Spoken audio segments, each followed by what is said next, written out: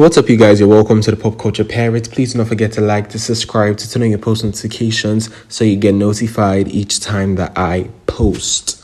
So let's get right into it. I think I've said it severally that 2025 is off to a very interesting start. For example, the issue with Nicki and her manager, that has been dismissed because the prosecutors think that there was not enough evidence to move forward with an arrest warrant, at least not without further investigation. And once they say that, I think everybody fully understands that there is no evidence to move forward with an investigation or even an arrest warrant to begin with. And I think the prosecutors had two aims with this thing, because pushing it out to the media, first of all, Nicki's lawyer said that they put it out to TMZ before they ever even served Nicki. That Nicki was never served with documents. She found out with the rest of the general public on TMZ. Imagine how effing crazy that is.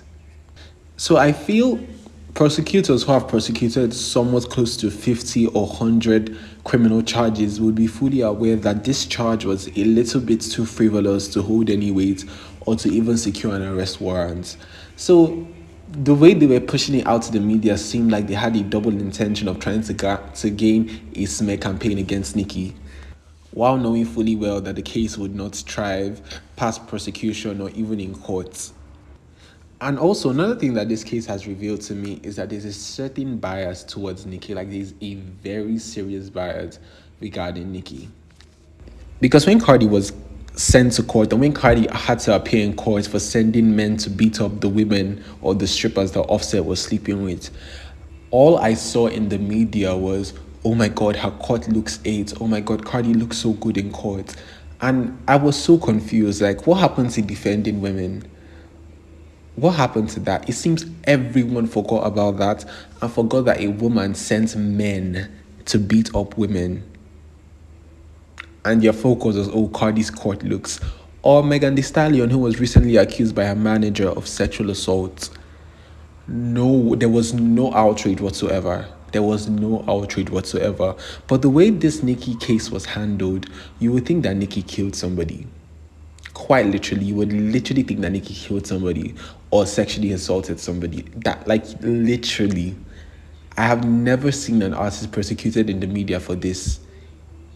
Literally, like, I was so shocked. I'm like, what is this double standard? Because if this was any other artist or any other female rapper, the outrage would not exist. But when it comes to Nicki, there's this selective outrage.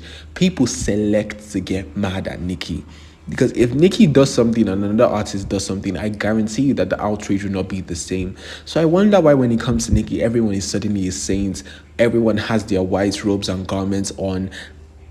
It shocks me every single time. It shocks me every single time how people so confidently and so openly have a double standard and feel no sense of guilt, like literally no sense of guilt when you're dragging someone for the exact same thing or even worse that they hailed or they praised someone for. But do let me know if you think I'm effing delusional on this subject, because I know what I see in the media. So on the topic of bias, I think one of the ways to identify that you're so close or you're already in the early stages of your stardom is when people begin to psychoanalyze everything that you do or you've done. And that's exactly what's happening to Doechii. If you listen to Doechii's music, she has talked about her use of coke severally. The white substance here, she talked about the use of that severally in her music. She mentions it a lot, and her fans say that she has opened up that previously she used to use coke, but allegedly now she's clean, but we are not sure about that. But one thing is for sure, it's the fact that she has referenced it severally in her music, and she's come under fire for that, with people who were probably in the process of becoming fans saying that, oh, we don't endorse your addictions or your habits, because I don't think it's an addiction, or I think habits is the right word to use. They're basically saying that we don't endorse your habits, we don't roll with that, we don't do that over here, and basically trying to start a whole conversation about what she already admitted in her own music. And then there was a video of her freestyling to Beyonce's America Has a Problem, and people were basically saying that, oh, they're noticing white things in her nose, because I think that's what happens when you take coke. There are white remnants in your nose, or yeah. And they were basically alleging that she stopped to sniff the mid-video So I'm just going to attach the clip. So if you watch this, you would notice that right before the video started, she would go behind, she goes behind the camera and appears to take in something to her nose. And people were saying, oh, not her snotting a line before she raps. Others were going on saying, watch people make excuses and say it's cunty because it's Doechii. People watch the video were saying it's on her nose and they see the white in her nose. I don't know if it's just a reflection of the lights, but check the clip out and see if you notice anything weird. But it was a whole conversation about, oh, Doechii is using coke, and how convenient is it that she mentions drugs and especially coke a lot in her music, and now apparently goes behind the camera to sniff some before she starts to rap. But like I said, once you because this freestyle is not a new freestyle, she uploaded it way back, not so way back, but way back. And it's just now that people are taking up the video and psychoanalyzing it. And it's like I said in the beginning, it's what happens when you're becoming a star or when you're in the early days of your stardom. People psychoanalyze what you do, what you've done. It takes on a life of its own because there's just this desperation to have a conversation around you. But do let me know if you think people are just being delusional about the subject, because it seems that people are finding every reason to attack Doechii. For example, Azealia Banks. Azealia Banks saw this tweet and reacted to it as usual. One thing Azealia Banks would do is react to drama. Azealia Banks is the drama a lot of the time. And if you know, you know that Azealia and Doechii had their drama, their own drama and their own beef way back before Doechii even blew up, where both of them went back and forth. Obviously, Azealia started because she's Azealia Banks and she rants like a maniac. So Azealia started it, and Doechii apparently finished it. So Azealia was on one of her episodes, and if you know Azealia and her episodes, Azealia Banks could rant for days, and she called Doechii a misguided statistic. And safe to say that Doechii went in and she responded, your brain is fried from meds, you're damn near immobile from the shots, don't hurt yourself. You gossip about black artists to stay relevant and it's sad. You definitely are an issue, just not the icons. That's a bar. Oh wait, that's a Nicki bar. All that rah rah never was the icon issue. That was a Nicki bar. You're one post away from the psych ward. Stop it in all caps. Your diagnosis is wasted talent. I bow down, I kiss the ring, but be I me. Hate to do you like this, but you're not finna bully me out of my lane. I've done in 2 years of signing what you couldn't do your entire career. You're welcome. And I was like, oh, I don't think I've ever seen anyone gag Azealia like that. Like, she's usually ignored, but sometimes she gets response. Like, even Lana Del Rey responded to Azealia one time. So to see Doechii go in on Azealia like that, I have to give her her tens, because she went in and she ate down. Like, she ate and devoured down. And Azealia was not silent, she was silenced. She was silent. So whatever she said after this became so immaterial because Doechii washed. So obviously, when the coke allegations against Doechii were spiraling back or are spiraling back currently, Azealia obviously had to speak on it as her way of trying to pick herself up from the rubbish that Doechii threw her in. So Azealia tweeted in response to that video, wait, what was said about meds frying my brain? LMAO, who the F still snorts coke post 2017? Boo. I went on to tweet stupid little whores and also targeted at Doechii.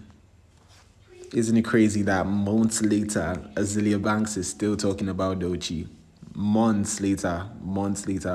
And that's just who Azealia is. Like, Azealia is going to stay on your neck.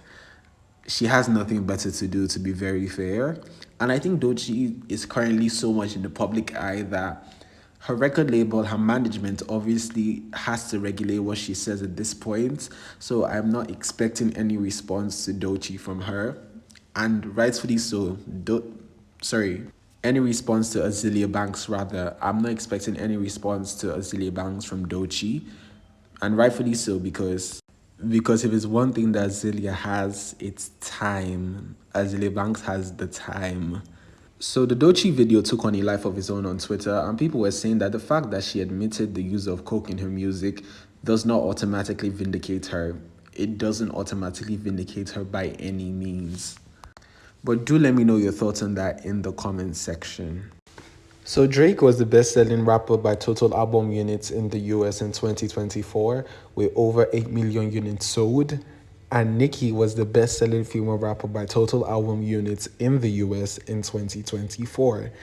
And I think I've said this before, the longevity of these two young money artists needs to be studied because it's something that has never before been seen in the rap world. We've never seen longevity like this ever in the rap world. And when I mean ever, there's not been an artist who has been number one in rap for 15 to 16 to 17 years straight.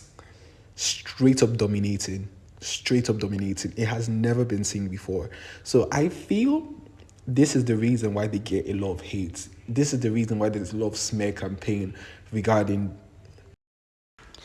Drake and Nicki. Like there's a constant and consistent effort to take them out because they hold such a huge share in the rap stake or in the rap world. They hold such a huge share.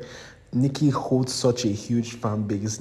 Drake dominates so much of streaming and sales that if they get them out of the way, the label executives are going to win because they would be able, or they feel that there will be more slots to push in more rappers who they feel would bring in revenue for them.